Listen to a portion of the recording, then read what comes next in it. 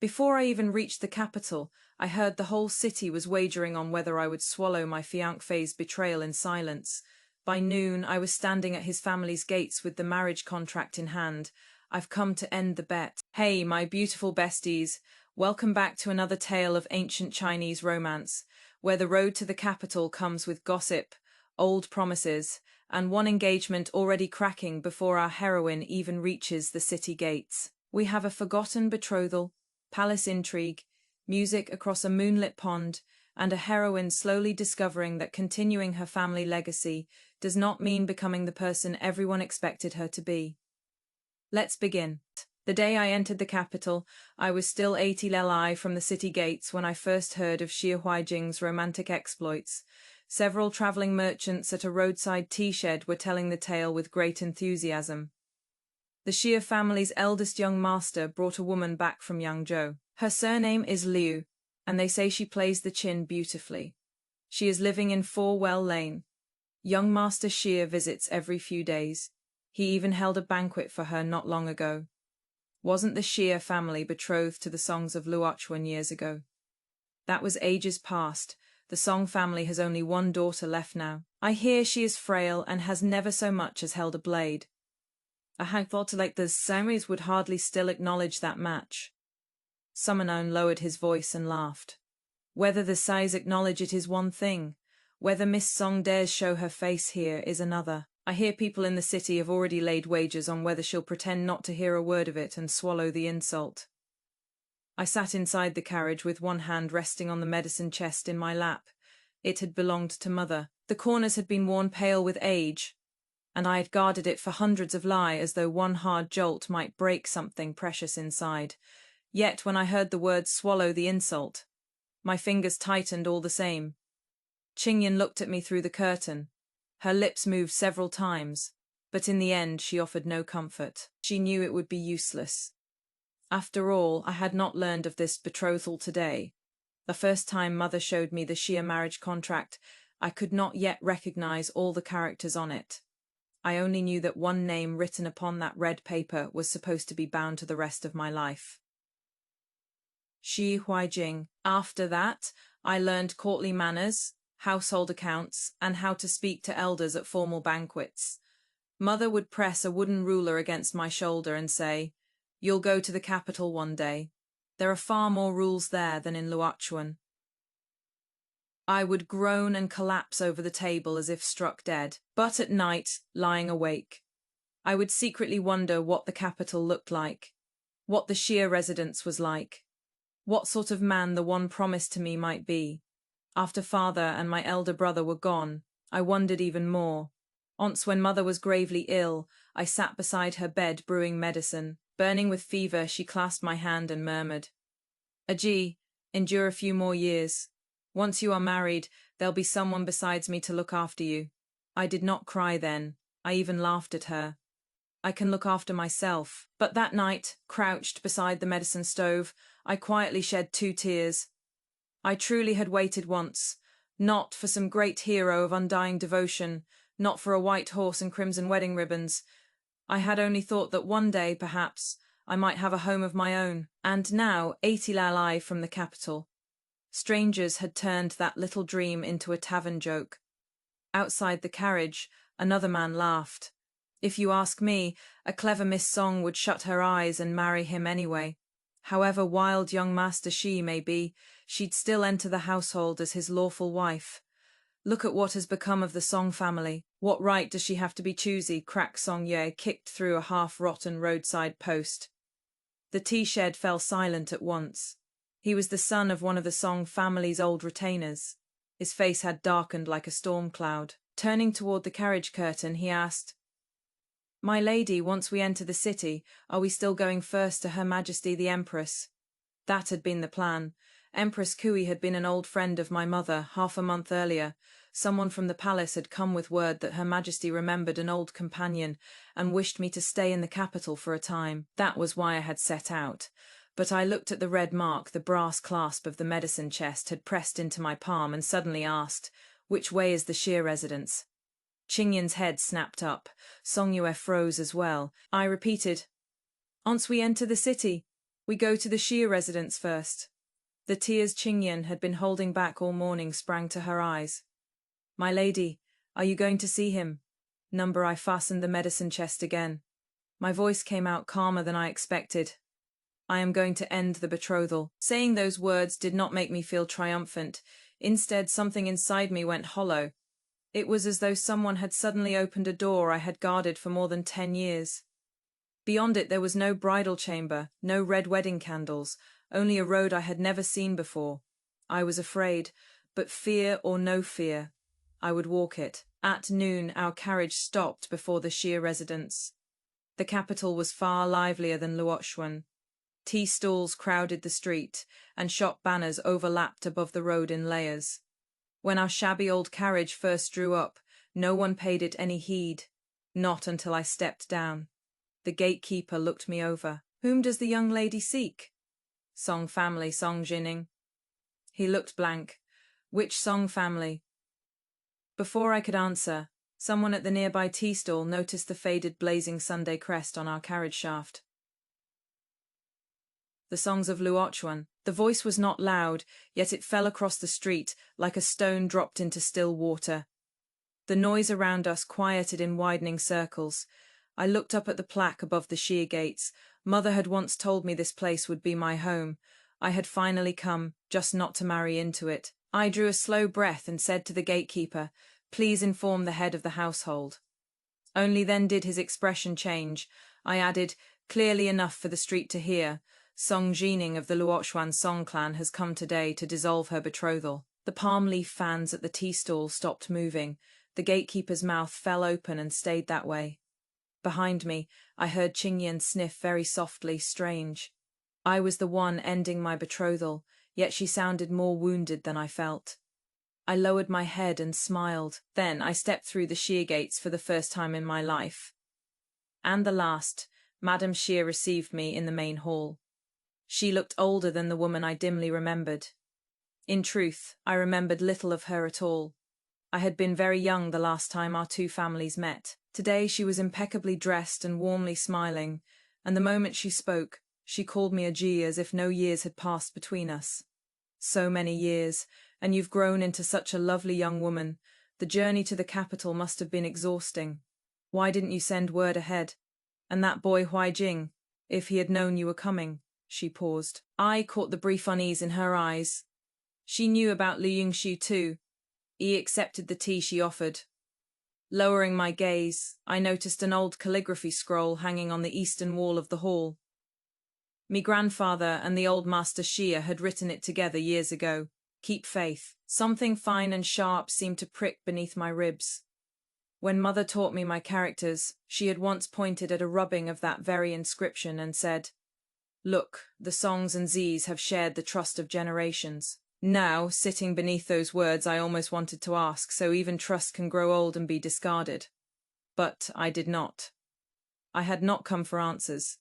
Madame Xia was still making excuses for her son. Huijing has always been a restless spirit. He has spent years away from home and sometimes acts without proper thought. Young men are bound to be a little fond of diversion. My hand stilled around the teacup, so that was what it amounted to. The match I had waited more than 10 years for, the marriage my mother had worried over even on her deathbed, the man openly keeping company with another woman. All of it became, in the Xia household's mouth, a little youthful diversion. The ache that had pressed against my chest since I entered their gates suddenly went cold. I set down my cup. Aunt Xia, she looked at me. I took the box from Qingyan and opened it. Inside lay the marriage contract and another covenant signed years ago by the elders of both clans. When our grandfathers arranged this match, they made a separate agreement. If either party publicly formed an attachment with another before the wedding and thereby damaged the other's reputation, the injured party could present the marriage papers and dissolve the betrothal. Madame Xi's smile froze. Of course she knew of this agreement. Only so many years had passed and the Song family had fallen so far that she had likely assumed I would never dare invoke it. I pushed the papers across the table. The matter between Xia Huijing and Miss Liu is now known throughout the capital. I have not come to argue over who is right or wrong, nor to demand an accounting from your household. I ask only that you place the Shia seal here." Madame Shia was silent for a long while. She clearly wished the match dissolved. The Z's had grown close to the Zhang family in recent years, and I knew perfectly well she had another bride in mind. But wishing to cast me aside was one thing, having me speak first was another. At last she made one final attempt to preserve the family's dignity. "Aji, you are an unmarried young woman. A broken betrothal will never sound pleasant. Huijing has behaved foolishly, yes, but he is not cruel at heart. Why not set the marriage aside for now? Later, if you truly cannot accept it, I can. There is no need." It was the first time I had ever interrupted an elder. Me palms were damp with sweat. Had mother still been alive, she might have glared at me for such poor manners. Still, I lifted my eyes. I have travelled more than 800 li from Luochuan to the capital. Along the road, I heard people say the Song family had fallen, that I should be grateful for whatever I was offered, that even if young Master Shia favoured another woman, I ought to pretend I saw nothing. Aunt Shia, it hurt to hear them say it. Her expression shifted, me voice softened. Not because they mocked me, because I truly once believed this betrothal was worth waiting for. The hall went so still that a fallen needle might have sounded like thunder. I slowly pushed the marriage papers toward her. Now I know it was not. So please, Aunt Shi, grant me this release. At last, Madame Shia stopped speaking. A moment later, she ordered someone to bring the seal paste. When her seal came down, I stared at that fresh stroke of red and felt my eyes burn. More than 10 years, and just like that, it was over. Qingyan secretly wiped at her tears beside me. I did not cry, not because I did not want to. I simply thought that if I wept inside the Shi residence today, Mother would probably visit my dreams that night just to scold me. She had always hated seeing me cry in front of others. "Do what must be done," she used to say. "If you must cry, cry after you get home." So I gathered the papers, rose and bowed. Madame Shia followed me to the hall doors and called once more. "Aji." I stopped.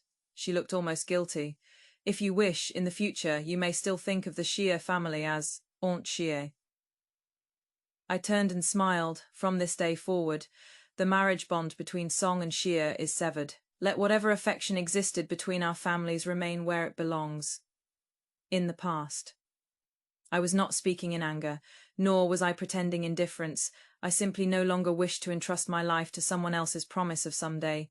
When I left the Shia residence, a crowd had indeed gathered along the street to watch. Someone called, "Did she truly end it?" I did not answer. The moment I climbed into the carriage and the curtain fell, I leaned back against the wall as though every bone in me had suddenly emptied of strength. Qingyan startled, "My lady." I covered my eyes with one hand. At last, the tears fell. Only 2. I was so annoyed with myself that I muttered, "Pathetic." Qingyan immediately began crying harder than I was. "If you want to cry, then cry. Who decided a woman must smile simply because she ended a betrothal?" I stared at her, then I laughed. Halfway through the laugh, my nose stung again. She was right. Who had decided that I ended the betrothal because Xie Huijing was not worth marrying? That did not mean the last 10 years had never existed. I was allowed to grieve. I simply would not turn back. There were still several hours before the palace gates closed for the evening, so I did not go there at once. Qingyan's eyes were red from crying. Song Yue's face had been black with fury all the way from the Xia residence. Looking at the two of them, both appearing as if they had just come from a funeral held by the Xi clan, I finally gave in. "We're eating first," Qingyan hiccuped. "My lady can still eat. Why shouldn't I?" I rubbed my stomach. "Ending a betrothal is not a vow of fasting." That silenced her. A moment later, she finally laughed. We entered a restaurant on Chang'an Street. The truth was, once seated, I had no appetite whatsoever, but I refused to admit it and stubbornly ordered 4 dishes. Qingyan looked at the crowded table and said softly, "My lady, if you truly cannot eat, you needn't wage war against your own stomach." I picked up a piece of fish and shoved it into my mouth. Who says I cannot eat? A heartbeat later, a fish bone pricked me, and I winced. Qingyan snorted with laughter before she could stop herself. I glared at her. She immediately lowered her head and became very busy with her rice. Just then, chairs scraped violently in the private room next door. Someone cried, "Shopkeeper Chen! What is wrong with Shopkeeper Chen?" I put down my chopsticks. A physician hears that kind of panic differently from everyone else. I pushed open the door and found a grown man clutching his throat, his face already turning purple while everyone around him flailed in alarm. Wine and dishes were scattered across the table. Several candied green plums had rolled onto the floor. I understood at once. "Move aside." Someone tried to stop me. "Young lady, something is lodged in his throat. If you keep delaying, that will be the true danger." I moved behind the man, told someone to steady his shoulders, and drove my hands sharply upward several times. The first 2 attempts did nothing. Sweat broke across my palms. On the third, he suddenly coughed up a plum stone and collapsed against the table, gasping for breath. The room went silent for a heartbeat, then erupted. "It is out. Fetch a physician." I stepped back and only then noticed that my hands were trembling. Qingyan hurried over to support me. "I am fine," I murmured. My heart was hammering. Emergencies were always like that. While someone's life hung in the balance, there was no time to be frightened. The fear arrived only after they were safe. Shopkeeper Chen finally caught his breath and tried to rise to bow deeply to me. I stopped him at once. "Sit, your throat may be scraped. No more wine today, and nothing hard to eat. Have a proper physician examine you again later. Young lady, you have saved me." It was nothing.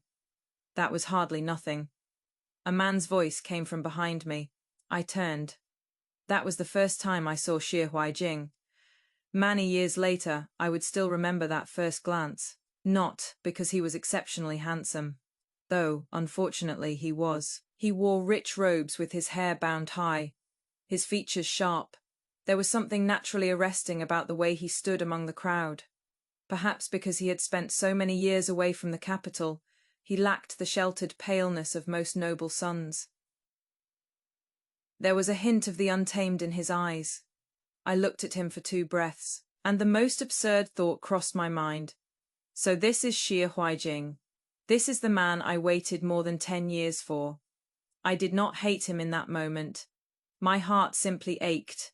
I had imagined our first meeting countless times, perhaps outside Luochuan, perhaps in a flower hall at the Xie residence, perhaps on our wedding night when he lifted my bridal veil.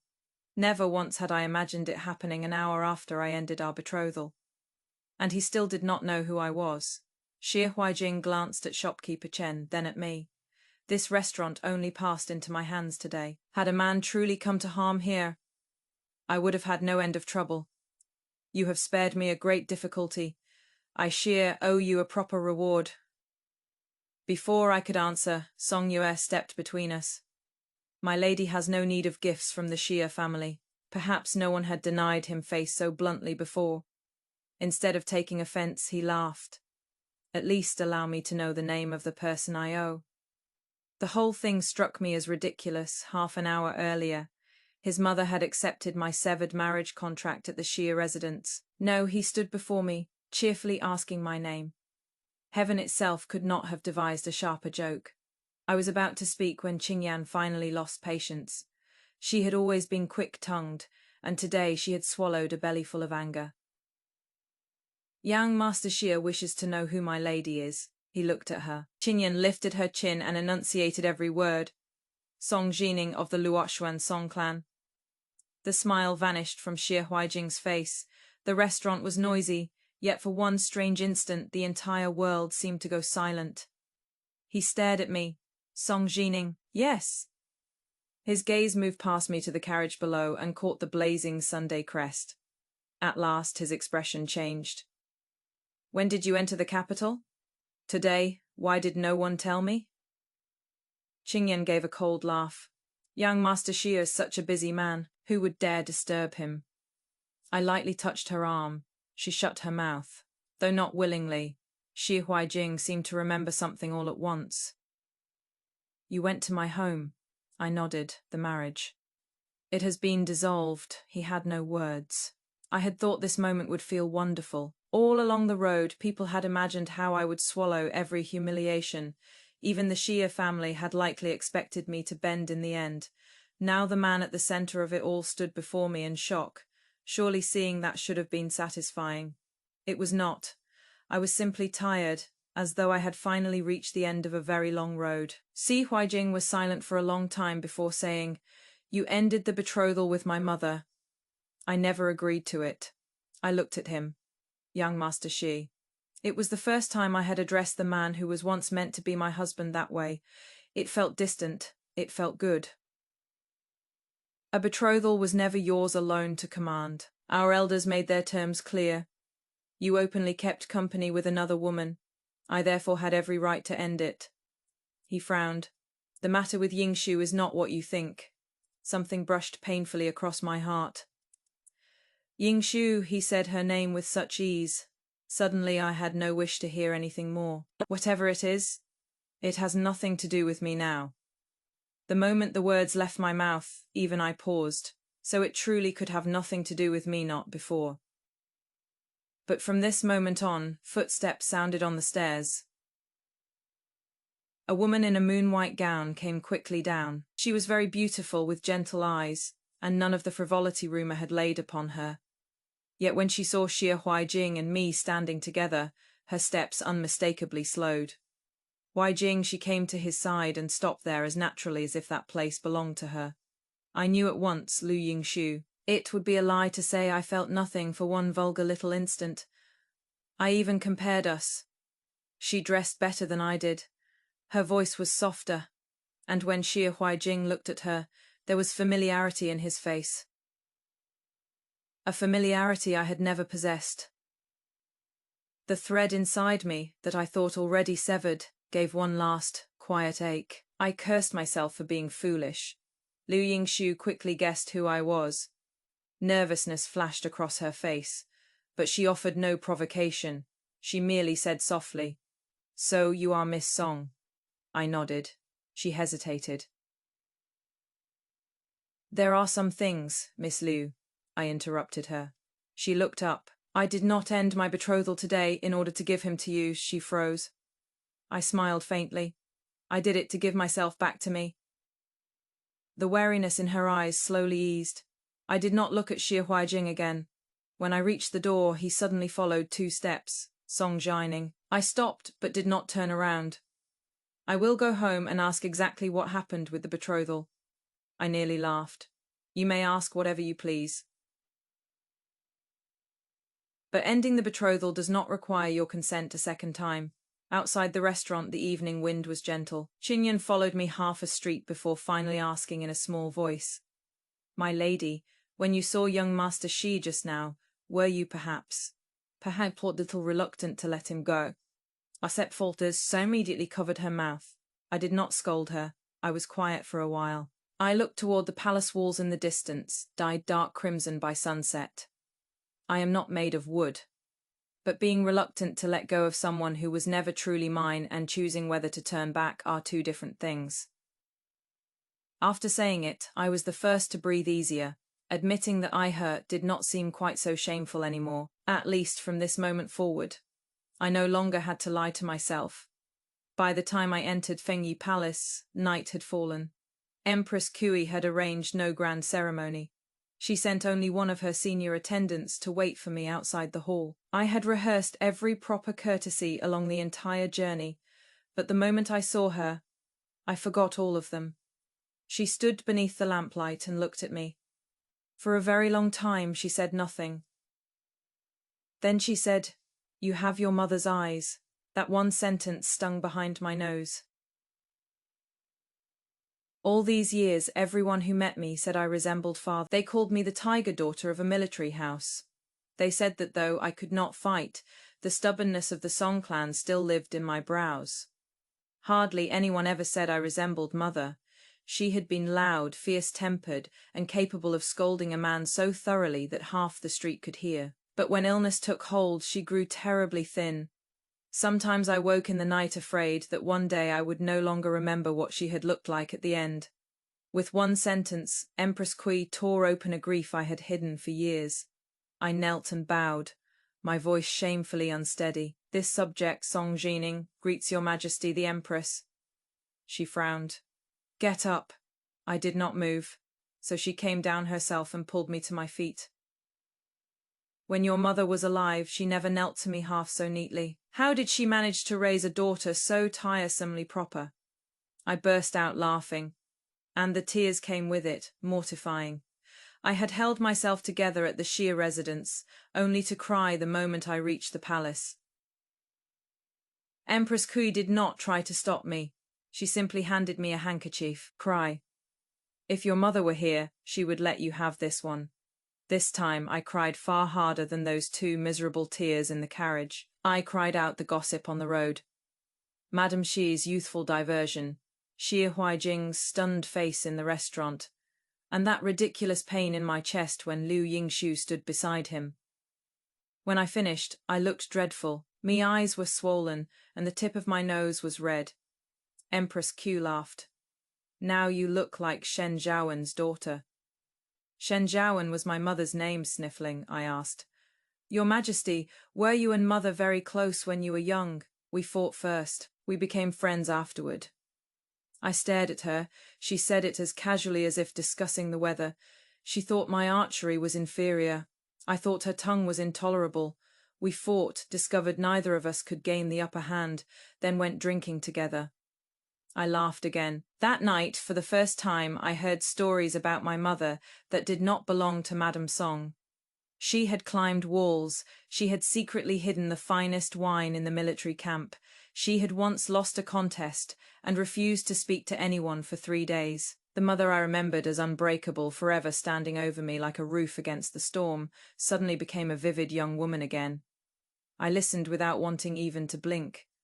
Later, Empress Kui suddenly asked, "The Xia betrothal, you ended it?" I nodded. "Did you use the decree your mother asked me to leave for you?" Her brow rose. I told her about the old covenant between our families. When I finished, she was silent for a moment, then gave a cold laugh. The Xia family was certainly quick enough to place its seal. I said nothing. She looked at me. "Do you feel wronged?" This time I did not pretend to be strong. Yes. She seemed mildly surprised. I looked down at my hands. I waited. I did not even know what Xie Huaijing looked like, but I truly waited. Even on her deathbed, mother feared I might suffer after marrying into that house. She left me a way out. I used to think she worried too much. My nose stung again. Now I know she simply saw farther than I did. Empress Kui reached out and stroked my hair. I cannot choose a husband for my old friend's daughter, but I can certainly demand that those who wronged her answer for it. I thought seriously about the offer.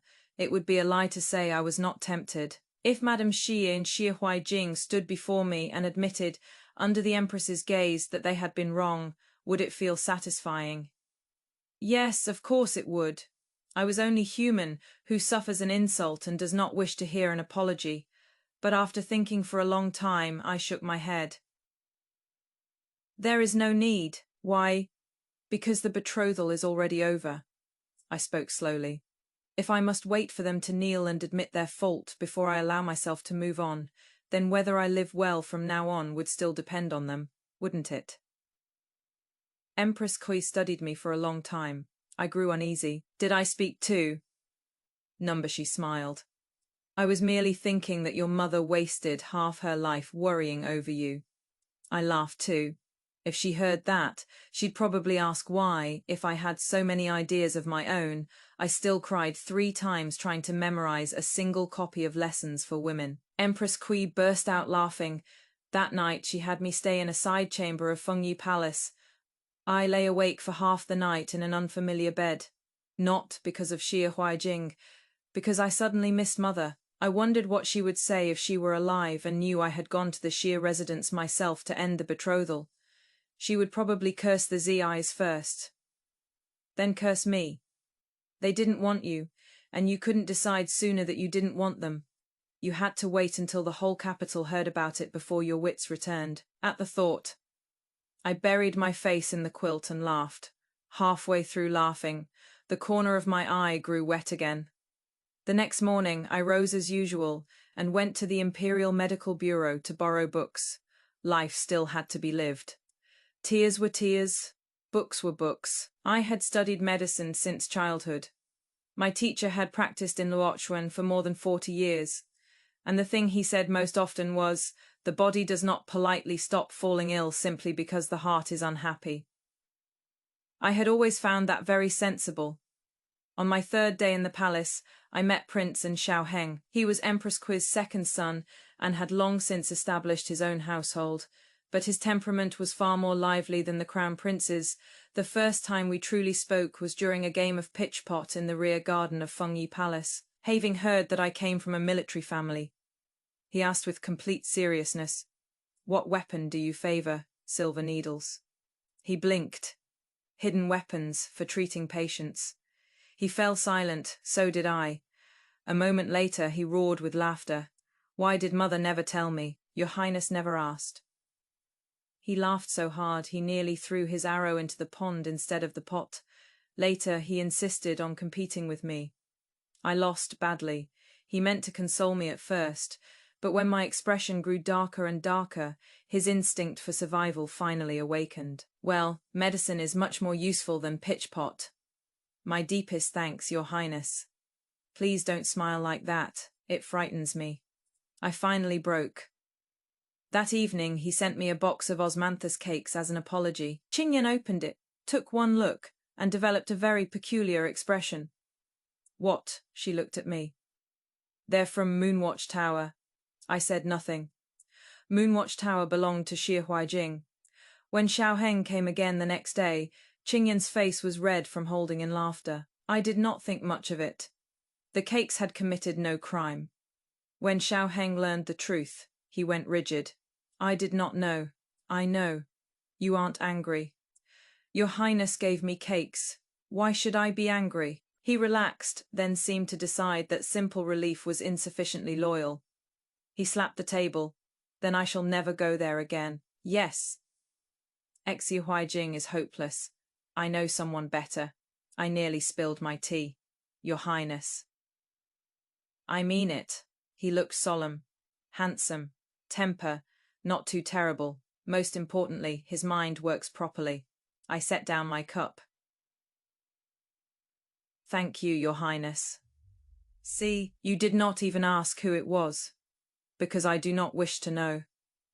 Xiao Heng looked personally wounded. I turned and walked away. Behind me, I still heard him shout, "Pei Shuant's is genuinely excellent." My foot slipped. I nearly walked into the doorframe. Beside me, Qingyan's shoulders shook with suppressed laughter. I gave her a vicious look. She immediately became the picture of decorum. Yet that night, while turning the pages of a medical text, a completely unnecessary thought wandered into my mind. Who is Pei Shuant's? I turned the page rather too quickly. What concern was he of mine? When the osmanthus bloomed in the 8th month, Empress Qi held the Chuanghua banquet beside Autumn Water Pond. I had not wanted to attend. There had already been more than enough talk about me in the capital. Some said I had spirit. Some said I was a fool. Others said I had deliberately used my broken betrothal to curry favor with the Empress. The most absurd rumor claimed that I had known the Xie family favored the minister Zhang's daughter and had therefore rushed to end the betrothal first, merely so I could appear to have won. When Qingyan heard that one, she wanted to argue with everyone repeating it. I stopped her, not because I was magnanimous. There were simply too many gossips. If she quarreled with them one by one, we would be occupied from dawn until dusk. I had medical books to read. Still, I attended the Chuanghua banquet. Empress Qi personally had a gown sent to me. Refusing after that would have looked affected. The noble young men and ladies were seated on opposite sides of the pond. I chose a place toward the rear and intended to quietly finish a plate of osmanthus pastries before leaving. Unfortunately, someone had other plans for my piece.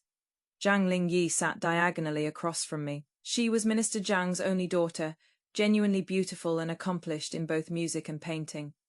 Her gaze was not openly malicious, but whenever she looked at me there was an awkwardness she could not quite conceal. I understood. Everyone in the capital knew Madame Xi favoured her. Now that I had cast aside the Xia marriage first, if Zhang Lingyi later married into that family, people would inevitably say she had picked up the match I no longer wanted. It was quite natural for her to dislike me. I even felt a little sorry for her. But sympathy was one matter. Allowing her to step on my head was another. By the third round of passing the flower to drumbeats, the golden osmanthus branch landed in my hands. Zhang Lingyi smiled. I hear Miss Song comes from a house of generals. Why not perform a sword dance and let us admire the skill of Luochuan? I do not know the sword. A faint hush spread around us. Her smile deepened, as though she had been waiting for those exact words. You don't? I had thought the 3 generations of Songmen were famous commanders. Surely every son and daughter of such a house would be skilled in arms. My fingers tightened around the osmanthus branch. I was sickly as a child. I never learned properly. What a pity. Her face arranged itself into sympathy. Now that Miss Song alone remains of the family, if even its ancestral skills were not passed down, then in years to come the Luochuan songs may be remembered only as a once great house. Behind me, Qingyan sucked in a breath. I said nothing, but it felt as though a hand had suddenly pressed hard against my chest. I knew Zhang Lingyi did not necessarily mean to be vicious. She merely wanted to win one exchange against me. Yet she had chosen to use the Song family as her weapon. I remembered father's spear. I remembered my elder brother teaching me to hold a sword, and the clang as it fell from my hand because my wrist lacked the strength. He had not laughed. He simply picked up the blade, sat on the steps and said, "If a Z cannot wield a sword, then she cannot. It is no great disaster." That year I had cried with fury, convinced I was a disgrace to the Song name. My brother shoved the bamboo shao flute he carried into my hands. "Then learn this. Can I take a flute onto a battlefield? Number, then what use is it?" He grinned. Entirely too pleased with himself. At least when your elder brother comes home victorious, someone can play me a proper tune. He never came home, and I never played that tune for him. I had thought I stopped caring long ago that I could not fight. Apparently not. Some thorns remain beneath the skin. Leave them untouched long enough, and you begin to imagine they are gone. I slowly loosened my grip on the osmanthus branch. I cannot perform a sword dance. Triumph flashed through Zhang Lingyi's eyes. But I do know one piece of music. I asked Qingyan to fetch my bamboo shao. It had belonged to my brother. After so many years, my hands had polished the bamboo smooth. At the first note, the entire autumn water pond fell quiet, breaking the ranks. Not one of the soft melodies commonly played at capital banquets. Its opening note rose high, like wind tearing through war banners above the walls of Luochuan. I closed my eyes. I saw father glancing back at me before riding to war. I saw my brother wave from horseback. I saw mother keeping watch over a Song residence that grew emptier year by year, balancing ledgers by day, drilling medicinal formulas into my head at night, too ill to stand steadily and still refusing to let anyone see weakness in her. The music climbed, the ache in my chest climbed with it. I was not performing for a banquet full of noble ladies. I simply missed them, so fiercely that my fingers trembled. By the middle passage, the tune inevitably sank. Like wind passing through an abandoned ancestral home, I nearly lost the melody altogether. Then, from the opposite side of Autumn Water Pond, a dizzy flute suddenly sounded. Clear, keen, it did not challenge my song. It answered it. The dizzy caught my faltering final note and held it steady. Then it turned, lifting the sorrowing melody upward once more, as if someone far across the water were telling me, "Do not stop." My heart jolted. I drew another breath, and my shao answered. Across the pond, shao and dizzy wove together. Little by little, the grief in the piece opened. By the end, it had become something vast and bright, like a long wind running 10,000 li beneath an open sky. When the final note faded, I opened my eyes. No one spoke. Across Autumn Water Pond, I saw only a figure among the men's seats lowering his flute. black robes, straight shoulders. He was too far away for me to make out his face. For some reason, Xiao Heng's words came back to me. Pei Shuant's is genuinely excellent. Me heart gave one inexplicable jump. I immediately pressed the feeling down. Across from me, Zhang Lingyi's smile had faded. She had probably never imagined that, though I could not wield a sword, I could play breaking the ranks. I could have left matters there, but those words, once great house, were still lodged beneath my ribs, so I stood. Miss Zhang was right about one thing. Every face turned toward me. I am indeed the only one of the Song family left here. I held the bamboo flute tightly. My palms were slick with sweat. I was nervous. There were so many people, so many eyes. Then I thought of the gossip outside the city gates. I thought of the Keep Faith scroll in the Shir Hall. I thought of Mother teaching me proper manners and speaking again and again of the life I would have someday. And all at once, I no longer wished to preserve anyone else's dignity at the cost of my own. I cannot wield the song spear, nor the song sword. I was frail as a child. My brother taught me for 3 months, and I never completed even one full sword form. Summoning shifted softly among the seats. I continued. For a long time, I thought that made me useless. My father guarded the frontier. My brother guarded the frontier. I remained at home grinding herbs. Then my teacher told me that blades can save lives, and medicine can save them too. When my father and brother lived, the Song family protected the people of Luochuan. After they were gone, I studied medicine. My mother opened a martial hall and taught the Song family's tactics and spear forms to anyone worthy of learning them. We never locked those things behind the Song gates. I looked at Zhang Lingyi, then at everyone present. So whether a family still stands has never depended on how many men remain beneath its roof. The martial hall in Luochuan still opens its doors. The Song clinic still treats the sick. The blazing Sunday banner has not fallen. I paused. And most importantly, I Song Jining, am still standing here. The scent of osmanthus was thick in the air. This time, no one laughed at the Song family. My legs were, in truth, slightly weak. When I sat down, Qingyin quietly reached from behind to steady me. I whispered, "Did I say too much?" Her eyes were bright red. Not one word too much. I had just begun to relax when Empress Kui rose from the principal seat. Me heart thudded. She looked at me, and there was the faintest sheen of tears in her eyes. Song Jining.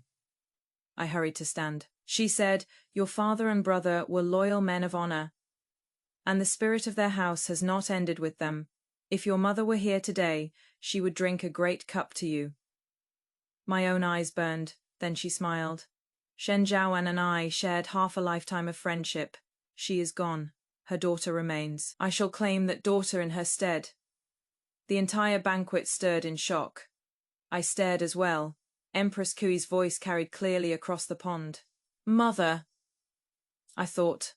Look, I did not lose the Song name. After the Quanghua banquet, the capital's stories about me changed completely. At first, people had said the Song family had fallen, leaving only one sickly orphaned daughter. Then, they said the Song daughter had backbone enough to cast off the Shi marriage. After that, they began calling me the Empress's adopted daughter. Invitations arrived at Fengyi Palace, one after another. Flower viewings, tea gatherings, requests for medical advice, and more than a few letters that somehow managed to ask after my health while actually inquiring whether I might consider a certain family's son. Every day, Qingyin carried in another stack. Her expression slowly changed from vindicated delight to numb resignation. My lady, 6 more families today. I was blending a calming incense for Empress Kui and did not lift my head. Put them there. There is one from the Xia family too. My hand paused. Only briefly, so briefly that if Qingyin had not been staring at me, she might not have noticed. She asked carefully, "Shall I send this one back too?" I lowered my eyes and resumed grinding the herbs. "Yes. Do you want to read it first?" Number of this answer came quickly. Qingyin gathered the letters and turned to leave. I called her back. "Wait." She looked around.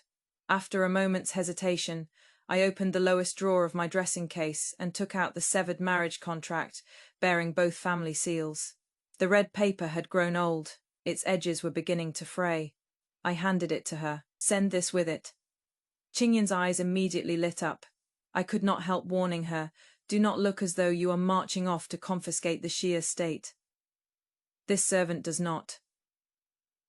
You are smiling far too broadly." She pressed her lips together at once. 2 breaths later, the smile escaped again. I could not be bothered to stop her. In truth, I knew what Xi Huijing had written without opening the letter. No doubt he would say that I had ended the match with his elders, not with him, that he had never consented, that we had never truly known one another, and that there was still room to reconsider. A month earlier I might have wanted to read it. I might even have felt some pitiful spark of hope, simply because he had finally chosen to look directly at the marriage that had bound my life for years. Not now. Some things become worthless when they arrive too late. 1 step late can still be chased. 10 years late is not lateness. It is absence. I thought that after I sent the severed contract back, Xi Huijing would finally leave me alone.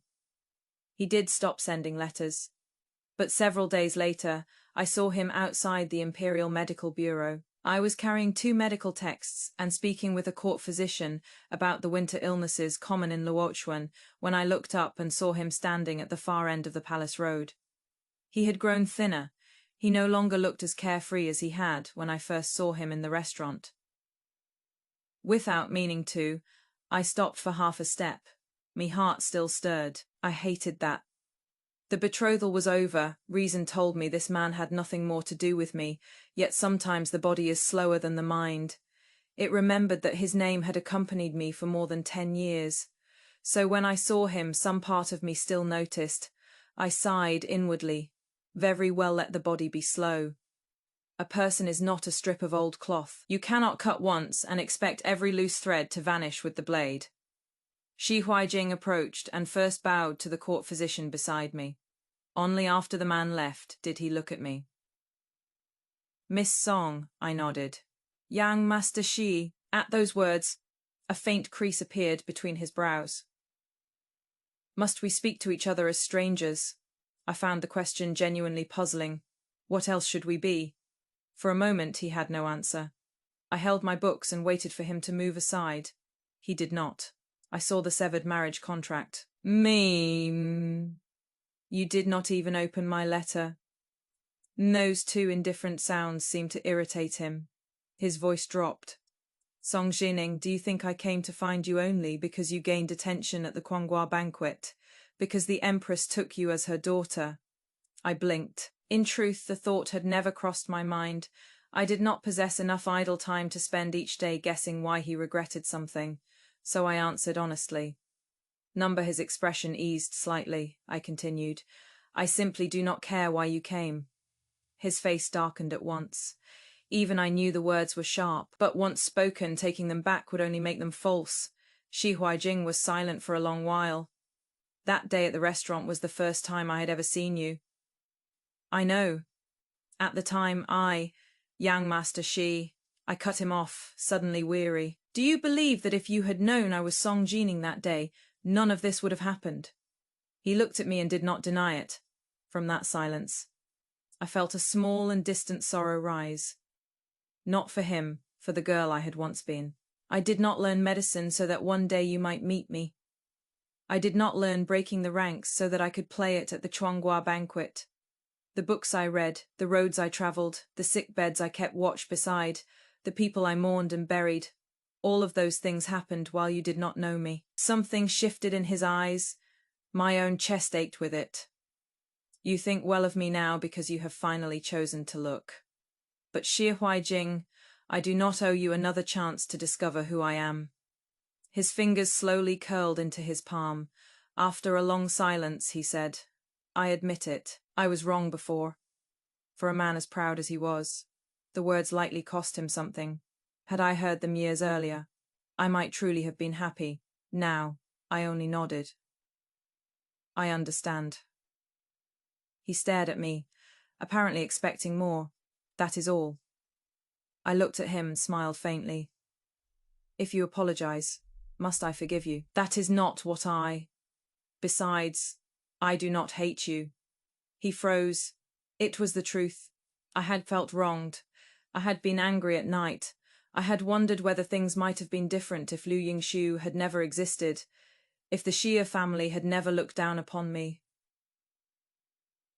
But hatred takes too much strength. I had too many things I wanted to do. I did not want to keep spending my heart on him. I inclined my head. Young Master Shi, this is a palace road. We should not linger. Farewell. This time he did not stop me. I had walked a long way before I realized I had been holding my breath. When I finally released it, my chest still hurt a little. Qingyan kept quiet beside me for a long time. At last she asked only, "My lady, would you like some sugar?" I looked at her. She produced a piece of pine nut candy from her sleeve. "Whenever your heart hurts, you want something sweet." I stared, then accepted it. The candy was almost too sweet. Suddenly I remembered scraping my knee as a child and mother pressing a sweet into my hand in exactly the same way. I said softly, "Qingyan, I think I am truly beginning to let him go." Her eyes immediately reddened again. I hurried to warn her. "If you cry, I shall put the candy up your nose." The tears vanished at once. I finally laughed. That evening, Empress Kui asked whether I wished to remain in the capital. She could arrange a residence for me. She could have the Imperial Medical Bureau find a clinic suitable for a woman physician to practice in. If I wished, she would even let me work with several palace women physicians to sort and copy old formulas. Every offer was good. So good that for a moment I was genuinely tempted. The capital was prosperous. It held the most complete medical texts, the finest herbs, and case records unlike any I had ever seen. Off the old residence mother had left me. Off the clinic south of the city where the roof leaked in winter. Off the wooden practice spears striking together each evening in the martial hall.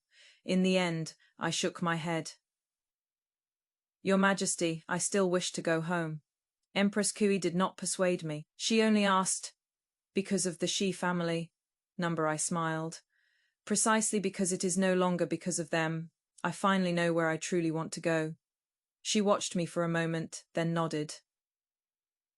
"Very well, the capital is lively, but not everyone is meant to remain where the noise is loudest." Something inside me loosened. Perhaps only then did I truly understand that life after a broken betrothal was not an empty page. It was simply unwritten, and the brush was in my hand. I properly met Pei Shuance on the 7th day after the Quanghua banquet. That afternoon, Xiaoheng rushed into Fengyi Palace and announced that he wished to show me an excellent horse. I refused 3 times.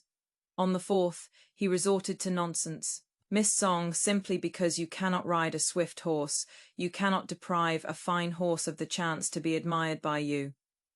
His reasoning gave me a headache in the end. I went. Only when I reached the riding grounds did I discover that no horse was the true purpose of the visit. Pei Shuance stood beside the stable holding a handful of fodder. He wore narrow-sleeved black riding clothes. He was tall, broad through the shoulders, and carried himself with the straight-backed ease of a man accustomed to military camps. He looked nothing like the pampered son of a grand princess I had imagined. The moment Xiaoheng saw him, he grinned like a merchant who had finally delivered his goods to the proper buyer. "Brother Pei Shi, this is Song Jining." I stared. Pei Shuance stared. Both of us turned toward Xiaoheng at the same time. He finally sensed that the air had become dangerous, coughed once and said, "You two speak. This prince shall go look at the horses." Then he fled. He truly fled. Standing there, I discovered for the first time that a prince being fleet of foot could be a very inconvenient quality. Pei Shuance spoke first. "Princeton has always been enthusiastic." I nodded. I had noticed. A hint of amusement passed through his eyes. Then I recognized his voice. "At the Quanghua banquet." "Was that you?" "Yes." The dizzy. "That too." I paused, then bowed to him with genuine solemnity. "Thank you." He did not accept the courtesy as easily as expected. For what? Halfway through the piece, I nearly could not continue. I heard. He said it so plainly that I felt slightly embarrassed. Was it that obvious? To someone who understands music? Yes. Now I was more embarrassed. He smiled, not mockingly. Only a slight smile. But you recovered well. I looked toward the flags at the far end of the riding grounds. My elder brother taught me that piece. Peixuance did not immediately answer. He must have known what had happened to the Song family. By now, everyone in the capital probably did. I expected him to offer the usual words of condolence. He did not. After a moment, he said, I once heard an old Song army tune in the northwest. I turned sharply. Truly, truly. Who played it? An old officer surnamed Chen. He said he learned it years ago in Luochuan. He knew only half the piece. He had forgotten the rest. I laughed at once.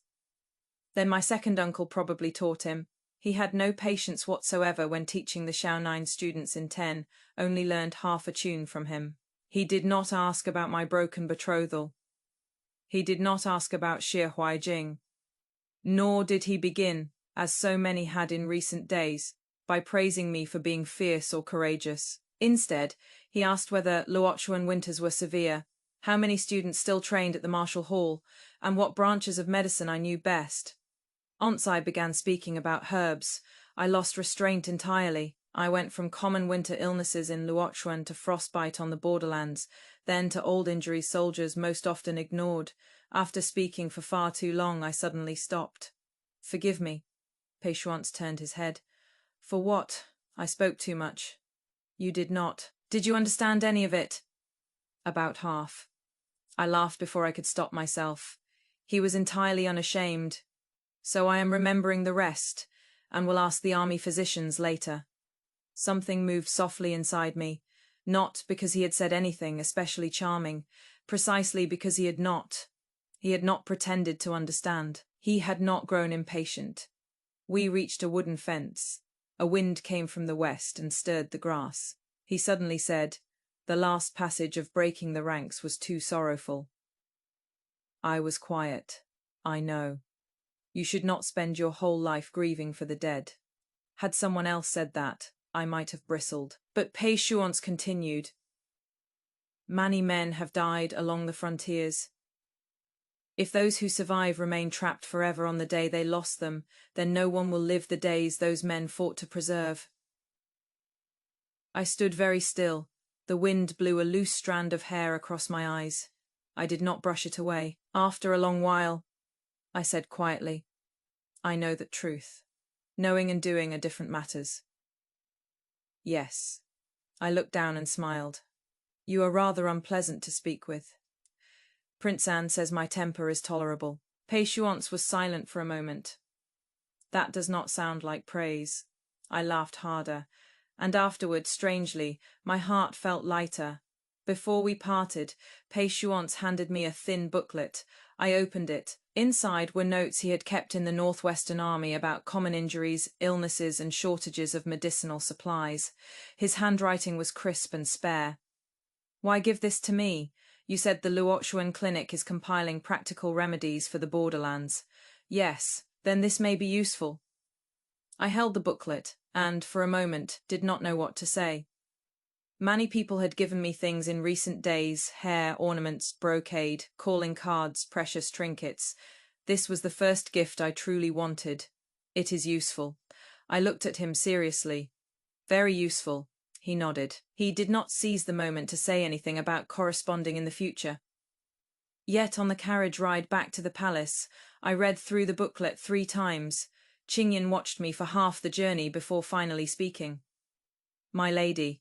Is the corner of your mouth perhaps a little?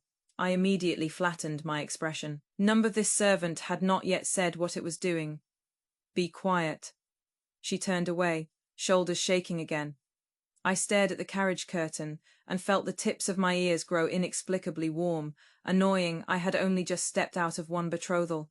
How had I already begun noticing another man? Then I almost laughed at myself. Noticing someone did not mean I had to marry him. I could like a flute melody, a sentence, a useful little book.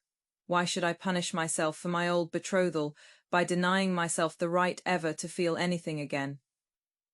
With that thought, something in me settled still. When I returned to my room, I placed the booklet beside my pillow. The next morning, I woke, saw it there, and silently moved it to the writing desk. Too close to the pillow, it made me look foolish.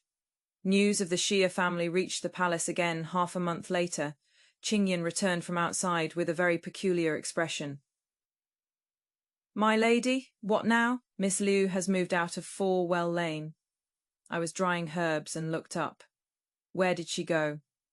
"I hear she rented a small courtyard herself and opened a music studio with 2 old acquaintances." That surprised me. "What of Xia Huaijing?" Qingyan shook her head. "I don't know, everyone outside says they quarreled." I did not ask further, but several days later, I met Liu Yingshu at an apothecary outside the palace. She was dressed far more simply than on the day at the restaurant. Her only ornament was a wooden hairpin. Our eyes met across the medicine counter, and both of us paused. She was the first to smile. "Miss Song." I nodded. "Miss Liu." She held a packet of medicine for the throat. I glanced at it. "Has your voice been troubling you?" "I speak too much while teaching Qin. Drink less cold tea." She blinked, perhaps not expecting me to offer genuine medical advice. Then her smile became warmer. "I will." We could have passed one another there and left matters as they were, but at the door she stopped. "Miss Song." I turned. She hesitated a long time before saying, "There is something I wish to tell you." We went to a nearby tea house. Her first words were, "I knew he was betrothed." My fingers tightened around the cup, even though I had guessed as much. Hearing it from her mouth still hurt. Liu Yingshu saw the reaction. "I am sorry." I looked up. Her expression was calm. She made no excuse. "I know those words are too light, but I do owe them to you." I did not immediately say it was all right, because it was not. She had known Xia Huaijing was promised to another woman and still allowed their attachment to become public. That had wounded me. I did not need to erase my own hurt merely to appear gracious. So I said, "I accept your apology." She seemed to breathe easier. I continued, "That does not mean the thing itself never happened." She nodded. "I understand." For that, I found myself liking her a little more. At least, she did not demand forgiveness as the price of her apology. Liu Yingshu looked down into her tea. After a while she said, "He told me the betrothal had been forced upon him by his elders, and that he had never acknowledged it. He said that when you came to the capital, he would explain everything and settle the matter himself." I smiled faintly. Of course, Xi Huaijing had always believed that if he did not accept a thing in his heart, it did not truly exist. "What happened afterward? You ended it first." She gave a small, bitter smile. "I was happy at the time. That did not surprise me. I thought he was finally free. But after he returned to the Xia residence, he lost his temper. Then he began asking everywhere about you." She paused. "That was when I understood. Perhaps the person he truly loves is not any woman at all." I looked at her. Liu Yingshu said slowly, "He loves winning." The word struck precisely where I had already begun to see the truth.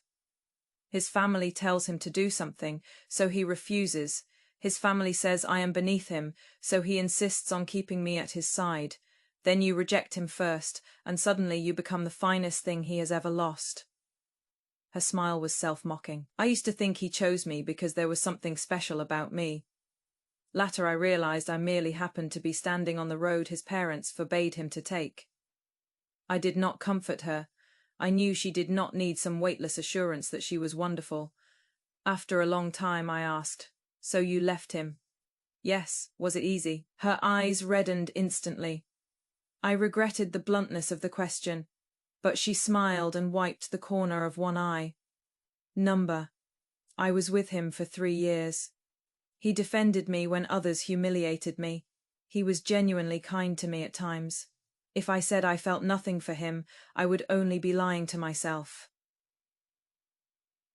I went very still. Her words were painfully familiar. Not because our experiences were the same. Because I knew too well the feeling of not wanting to leave and leaving anyway. Liu Yingshu took a sip of tea. "But being reluctant to let go does not mean I must remain trapped there for the rest of my life." I looked at her and suddenly smiled. I have said almost those exact words to myself. She smiled too. In that moment, the last nameless trace of hostility between us seemed to dissolve. Before we parted, she asked, "Do you hate me?" I considered it. A little. She nodded. "Now I only hope that in the future, if you know a man is already promised to someone else, you do not step into the middle of it again." She stared at me for a long moment, then burst out laughing.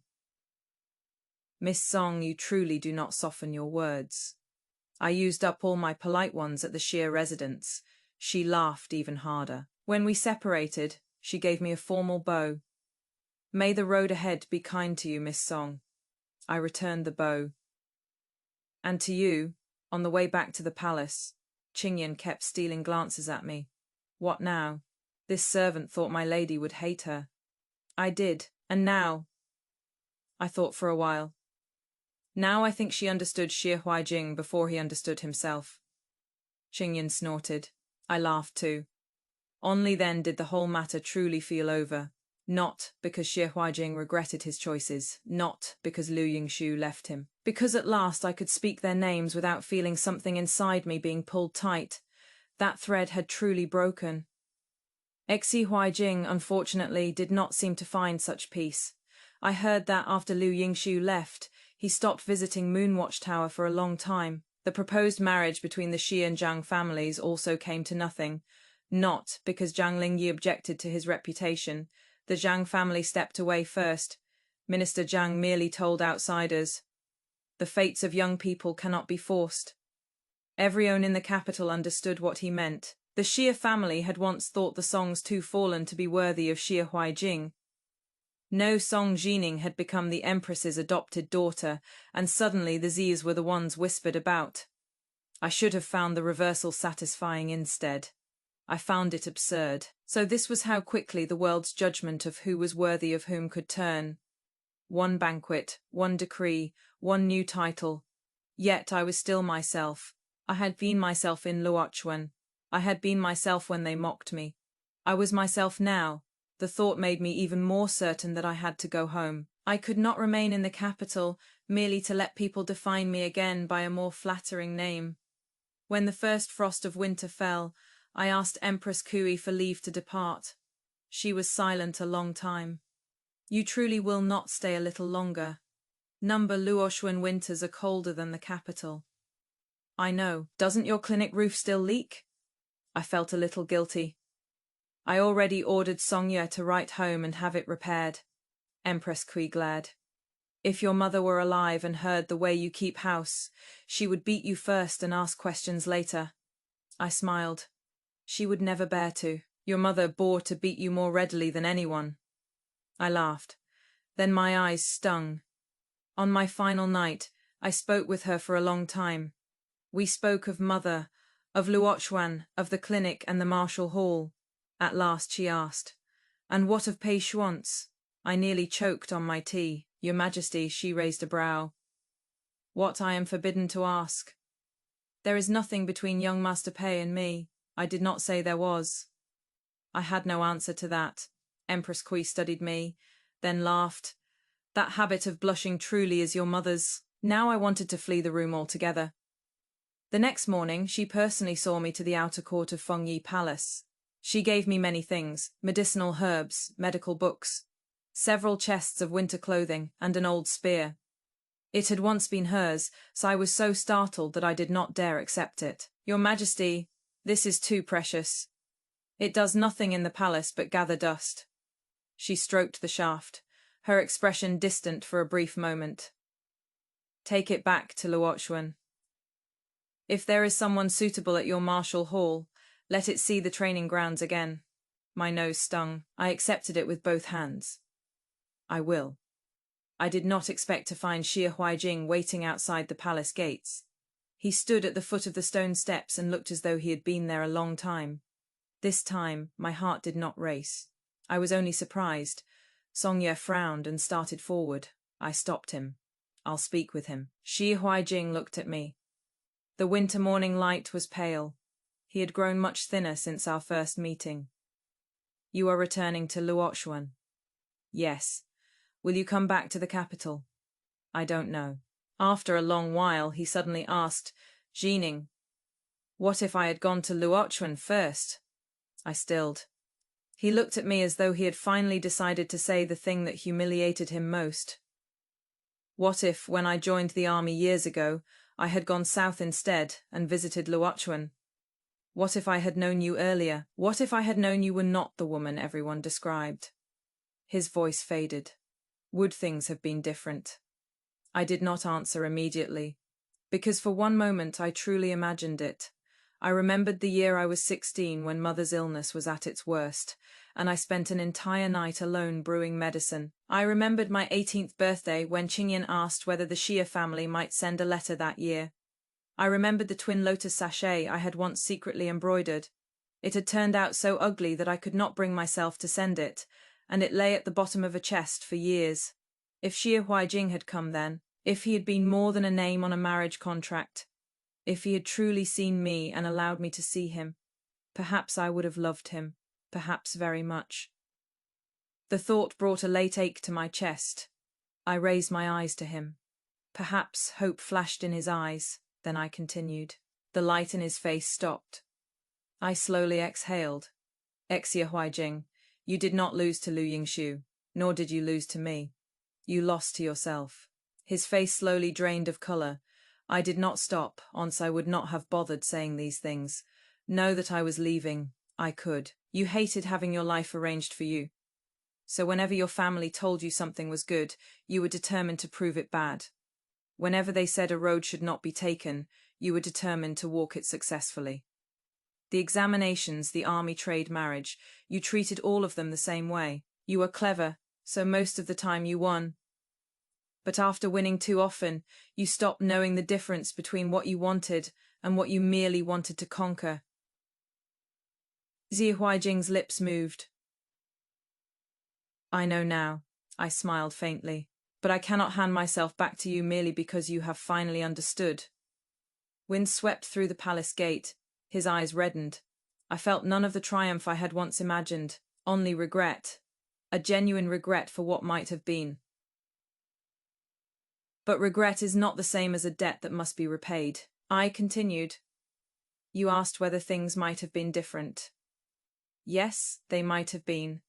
But the Song Jining who might once have loved you was left behind many years ago. The woman I am now will not turn back and wager her future on a life that never happened. Xia Huaijing stood there for a long time without speaking. At last he asked quietly, Do you hate me? I shook my head. Not anymore. Somehow, that seemed to hurt him more.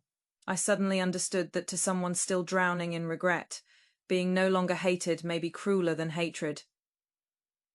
But his pain was not mine to carry. I bowed to him. Xia Huaijing, may we each take care of ourselves from here on. He looked at me, his voice rough. Until we meet again. I was silent for a breath, then I smiled. Let us not. I turned and climbed into the carriage. This time I did not look back. When the carriage passed beyond the capital gates, I thought the story had surely ended there. Then, after we had travelled more than 20 lai, the sound of a flute drifted from the distance. I sat upright at once. Qingyan moved even faster, lifting the carriage curtain and peering outside. My lady, I heard it, breaking the ranks, but not as it had sounded at the Kyunghwa banquet. Today the melody was light, like a long wind crossing open country beneath the first snow on distant mountains. I endured Qingyan's expression for as long as I could, then finally called for Songyue to stop the carriage. Qingyan immediately lowered her head to hide a smile. If you laugh again, I shall leave you here. Her face became solemn in an instant. I took my hand warmer and walked down the mountain road. Sure enough, Pei Shuant stood beneath Pineside Pavilion. He held the reins of a black horse. No attendants were with him when he saw me. He lowered the flute.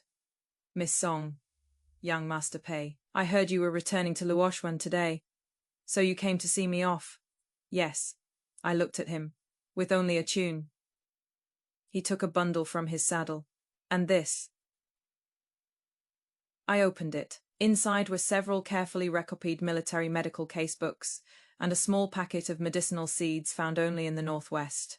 Me eyes brightened at once. Where did you find these?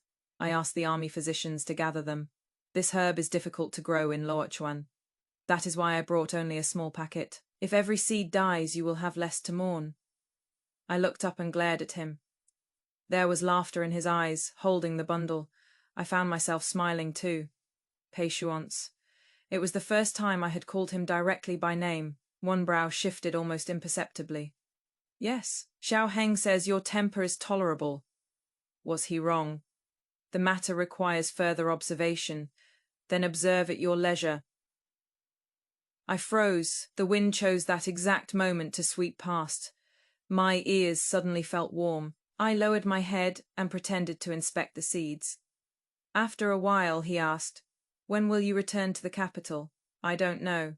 "Then I will not ask when you are coming back." I looked up. His expression was perfectly calm. "I know the road to Luochuan." My heart gave a soft jump, not like a needle prick, like a drop of warm water touching ice. Nothing melted at once. But I knew spring would come eventually.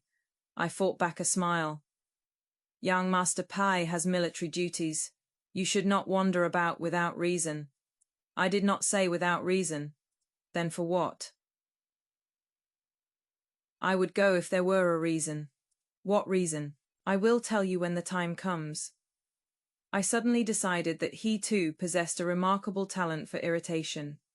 Before climbing back into the carriage, I remembered something and turned. "At the Chuanghua banquet, thank you for the flute." "You have already thanked me for that." "Then thank you for the casebooks and seeds." "No need for that either." "Why not?" Patience leaned against one of the pavilion pillars, smiling slightly. "When you devise a useful remedy from them, keep a copy for me." I looked at him, and suddenly I liked that feeling very much. Neither of us owed the other. Neither was rescuing the other. I had my road, he had his. There simply happened to be a stretch where we might walk side by side. I nodded. All right. The carriage set off again. After we had gone a long distance, I lifted the curtain and looked back. Patience was still standing beneath Pineside Pavilion. This time I did not feel foolish for looking back. I wanted to look, so I did. Qingyan leaned close. "My lady, what now?" You smiled. I put a hand against her face and pushed her away. "Watch the road. This servant is not driving. Then close your eyes." She laughed until she could hardly breathe. I could not help laughing too. Outside the carriage, the west wind swept over the open country. Suddenly I remembered the day I had entered the capital. The wind had been just like this. Back then, I held a marriage contract in my hands and believed I was losing the rest of my life. Now I knew better. I had lost only a road someone else had chosen for me. The road that truly belonged to me began on the day I ended that betrothal. The following spring, the Luochuan clinic opened its doors again. The old roof had new tiles, the medicine cabinets had been refinished. Even the wooden sign above the entrance, split by years of wind, had been replaced. The new sign still carried only 4 characters, Song Medical Hall. Someone suggested adding Princess Changqing beneath it. They said it would look grander. I refused. When I practiced medicine in Luochuan, I was simply Song Jining. That was enough. The Martial Hall Mother left behind expanded into 2 more courtyards. In the past, it had trained only descendants of the Song family's old soldiers. Now anyone of decent character who sincerely wished to learn could enter. I hung Empress Kui's old spear in the main hall. Before long, someone truly proved capable of wielding it. On the day of the spring equinox, I was turning herbs to dry in the rear courtyard of the clinic when Songya came in. "My lady, someone is asking for you." "Who?" His expression was very strange. "A man surnamed Pidai." The herb sieve nearly slipped from my hands. Qingyan snorted. I turned and glared at her. She immediately raised both hands. This servant said nothing. I set down the sieve and made a great effort to walk neither too quickly nor too slowly. When I reached the front hall, Patience was standing beneath the new signboard. The dust of a long journey still clung to him. When he saw me, he smiled first. "Physician Song." I stopped. "General Pi." I came to collect that prescription. I smiled too. Only for that. He considered, there is one other matter. What? Princeton said that if I did not come soon, he would write a letter on my behalf himself. I burst out laughing. The spring breeze beyond the courtyard was mild. On the drying racks, the white angelica leaves rustled in the wind. I suddenly remembered something Mother had told me long ago. Once I married, there would be someone besides her to protect me. I had not understood her then. Now I thought she had been wrong about one thing. A person does not need to find someone else to shelter her before she can call a place home. I could stand firmly on my own first. I could choose my own road. I could build a good life with my own hands. And then, on some spring day, if someone happened to come walking along that same road, I could stop and see where he meant to go. From beneath the eaves, Peishu once asked, "Physician's song, are you going to show me that prescription?" I returned to myself. Why so impatient? I have ridden 7 days to get here, then eat first. Good, he answered far too quickly. I narrowed my eyes. Were you planning to come here and eat from the beginning? Prince An said the Song household in Luochuan serves excellent food. Xiao Heng has never even been to Luochuan. Then I shall taste it for him. I laughed in exasperation. Peishu once. In mine does not work quite as properly as he claimed. He laughed. Spring wind crossed the courtyard wall, carrying the fragrance of freshly dried herbs everywhere. And suddenly I laughed too. The west wind stirred the white angelica. The old story had finally scattered with last winter, and my spring had only just begun. Besties. I love that Jining's happy ending is not the right man finally came to rescue her. She goes home first. She reopens Song Medical Hall, keeps practicing under her own name, and builds a life sturdy enough that when Peishuance finally rides 7 days to see her, romance becomes something she may welcome, not something she needs in order to have a home. And that brings us to Elena's Cultural Corner, because today we need to talk about women healers in imperial China. The medical world of historical China was often dominated by male scholarly physicians, especially in the written and officially recognized traditions. But women healers absolutely did exist. And one fascinating example is Tan Yunxian, a Ming dynasty woman physician who learned medicine through her family and left behind a collection of clinical case records. Sources describe her treating women who were reluctant to consult male physicians, including cases involving menstrual and postpartum health. That makes Jining's identity especially interesting. She comes from a military family, yet she cannot fight for years. She quietly worries that this means she has failed the Song legacy. Then she realizes something much bigger. Her father and brother protected lives with weapons, while she protects lives with medicine. In her own words, the Song banner still stands, because the clinic still treats patients, the martial hall still teaches, and she is still there. Think Bridgerton, except our heroine eventually looks at the entire marriage market and says, "Actually, I have patience." And I adore that. If you want to review today's cultural tea, I've put all the aesthetic notes down in the description box below. And tell me, besties, would you have stayed in the glamorous capital or gone back to Luochuan and built your own life?